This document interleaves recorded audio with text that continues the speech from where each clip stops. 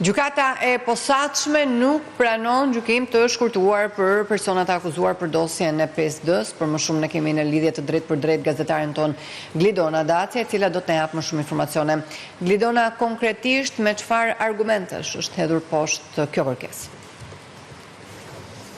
Oliana, duhet theksuar që në gjykatën e posaçme kundër korrupsionit dhe krimit të organizuar zhvillua seanca e parë në themel, ka pasur edhe disa seanca të tjera të cilën e shtyrë për shkak të mospranimit të gjitha palëve në këtë proces, në mënyrë që të bëjë legjitimimi të rrugës gjykuese dhe gjithashtu edhe avokatëve të cilët do të përfaqësojnë personat e pandehur në lidhje me çështjen 5D ose më saktë një nga fraksionet e dosjes 5D. Gjatë zhvillimit të kësaj seance ditën e sotme, gjykata e posaçme kundër korrupsionit dhe krimit të organizuar, e kryesuar nga gjyqtare Elsa Ulliri, ka vlerësuar se faza në të cilën ndodhen aktet hetimore të prokurorisë posaçme kundër korrupsionit dhe krimit të organizuar në ngarkim të ish drejtorëve kryesor të Bashkisë së Tiranës nuk mund të shkonte me procedurën e gjykimit të shkurtuar, por do duhej të zhvillohej procedura e gjykimit të zakonshëm në mënyrë që trupa gjykuese të krijonte bindjen e saj në lidhje me fajsinë apo pafajsinë e personave të cilët janë marrë zyrtarisht të pandehur nga ana e prokurorisë posaçme kundër korrupsionit dhe krimit të organizuar, do duhet të dëgjonte dëshmitarët, të shqyrtonte të gjitha provat dhe faktet, të shikonte të gjitha aktet në mënyrë të detajuar dhe në këtë mënyrë do të jepte edhe një verdikt final sa i takon kësaj çështje. Ajo që duhet theksuar është që ish drejtorët e Bashkisë së Tiranës, drejtorët më të rëndësishëm dhe gjithashtu nga ana tjetër dhe personat të tjerë të cilët kanë bashkëpunuar me ta sa i takon çështjes së korrupsionit apo përfitimit të tenderave nga ana e autoritetit kontraktuar që ishte po Bashkia e kryeqytetit, nuk do të përfitojnë gjykim të shkurtuar, çka do të thotë në rast se shpallen fajtor nga ana e gjykatës posaçme kundër korrupsionit dhe krimit të organizuar, nuk do t'ju ulet një treta e dënimit, ashtu siç ata kishin kërkuar, që të shkonin me procedurën e gjykimit të shkurtuar.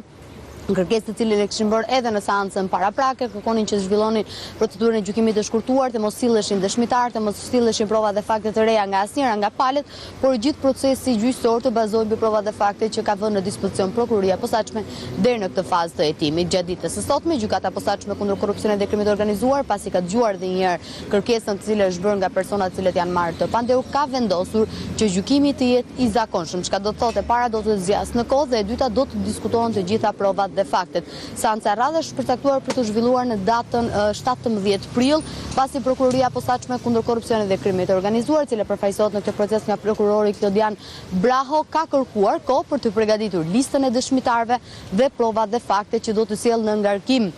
të Redi Mollës, Mariglen Qatos, Taulan Tushës, por gjithashtu Anton Ponavia, Julian Zanet, Albano Jankut dhe biznesmenit Nestor Muhametllari, si dhe shoqërisë 5D Construction, e cila akuzohet për veprën penale të korrupsionit aktiv dhe pastrimit të parave, ndërsa ish drejtorët kryesor të Bashkisë së Tiranës akuzohen për korrupsion pasiv, pastrim parash dhe fshehje pasurie. Po ashtu duhet theksuar që kjo është një nga fraksionet e çështjes 5D, sepse kemi dhe një fraksion tjetër për dy ish drejtoresha të Bashkisë së Tiranës, i cilët po ashtu akuzohen për të njëjtat vepra penale, pasi kanë përcaktuar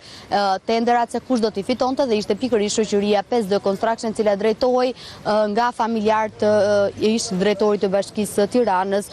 konkretisht tetasit Mariglen Qato, dhe nga gjitha këto detaje dhe prova dhe fakte, pak tashmë kanë ngritur edhe akuza zyrtare, ndërkohë që nga ana tjetër duhet sqaruar që shoqëria 5D Construction